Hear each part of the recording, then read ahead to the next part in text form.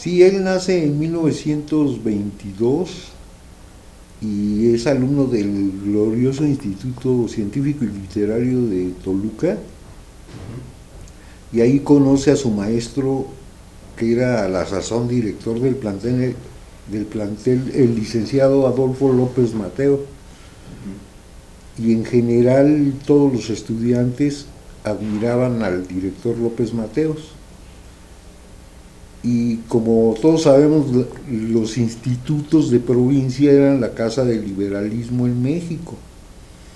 Entonces, don Clemente se ligó mucho al licenciado López Mateos hasta que llegó a ser presidente de la República.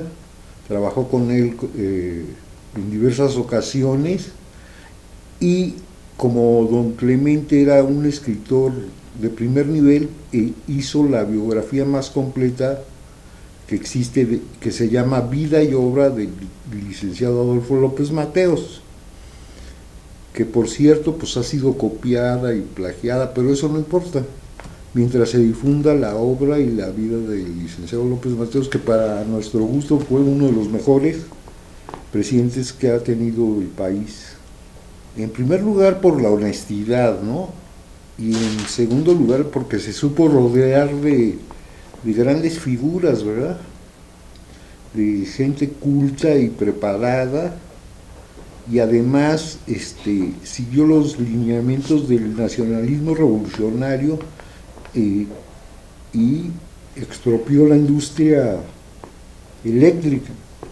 Entre otras cosas, también teléfonos los compró para México, y muchas cosas muy importantes como la devolución del chamizal, su política exterior, que fue activa y puso a México en el escenario del mundo. Incluso logró la sede de los Juegos Olímpicos, que posteriormente se realizaron con el licenciado Díaz Ordaz. O sea, es muy, muy importante todas las aportaciones a México de López Mateos, y en esa biografía viene toda su vida. Es una obra maestra la biografía que hizo don Clemente Díaz de la Vega, que por cierto también hizo muchos libros, ¿no? Alrededor de 10, entre ellos el Savonarola laico, Horacio Zúñiga el maestro, próceres del instituto, y otros sobre el campo mexicano. Muy interesante todo lo que escribió don Clemente, quien también fue titular de 2 programas en Canal 11 de aquí de México, y además fue dueño de la estación de radio XSH y precursor de la radio universitaria en México, porque la primera estación de radio que hubo de carácter cultural y universitario fue la que se hizo en el Instituto de Toluca en aquellos años. Estamos hablando de los 34 por ahí. O sea, es una historia heroica, ¿no? Los primeros estudiantes que lograron hacer una estación de radio en una institución cultural a nivel nacional. Sí, a instancias del licenciado López Mateos se pensó en un medio de difusión que asumiera la defensa de las causas campesinas y difundiera la técnica del campo mexicano, que estaba en boga en aquel entonces. Entonces, en 1954, con un grupo de importantes protagonistas como el doctor Uribe Ruiz, que era el mejor agrónomo de México, el ingeniero Gándara, Manuel J. Gándara, Otto Fray, un gran equipo, fundan la revista Agro en 1954, en tiempos del licenciado Ruiz Cortines. A la sazón, López Mateos era el secretario del Trabajo. Don Clemente incursionó también en la cuestión de la novela, y ahora hay un libro inédito de él que está en el Consejo Editorial del Estado de México, próximo a publicarse, que es Cuella en el horizonte.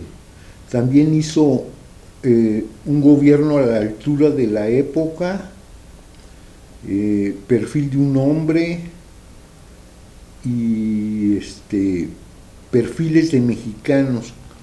Su especialidad fue la biografía en general, ¿no? de personajes de México. Y también fue presea Estado de México en 1997. Y asimismo fue director de un periódico muy famoso en los 50, que era Liberación Agraria, se llamaba, y fue columnista de El Universal y El Universal Gráfico. Por cierto, fue cuando lo del asesinato de Jaramillo. Entonces ahí se publicó la primera foto de aquel famoso caso. ¿Ese caso cómo fue? Porque Que se dice que el poder mandó asesinar al líder campesino Jaramillo, Rubén Jaramillo. Y pues nunca se supo bien a bien si realmente el poder lo mandó el Rubén Jaramillo. Incluso Carlos Fuentes en uno de sus libros hace la narración de esos hechos. También hizo otros libros, don Clemente, como Crónicas sin destino. En general, él hizo las biografías de las gentes más destacadas de México y del Estado de México, pero tenía un estilo de escribir como Stefan Zweig. O sea, no nada más era presentar la información, era casi novelada su forma de escribir, ¿no? Sí, como una biografía novelada, como las de Emil Ludwig. Pues nada más que está pendiente la edición de ese libro, que es una compilación de sus escritos, sobre todo los de dramaturgia, cuentos, y está ahí en el Consejo Editorial de la Administración Pública del Estado de México, y esperemos que pronto lo podamos ver, ese libro, que es en realidad pues la última aportación, ¿verdad?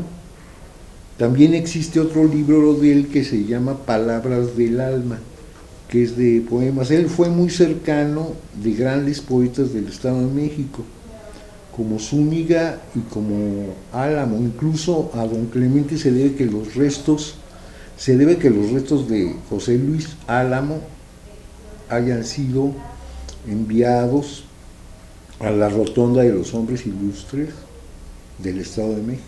El gran poeta que le cantó a Toluca como ningún otro, es un poeta de nivel nacional y su obra es poco conocida por las nuevas generaciones, pero ojalá y que se vuelva a publicar, ¿verdad?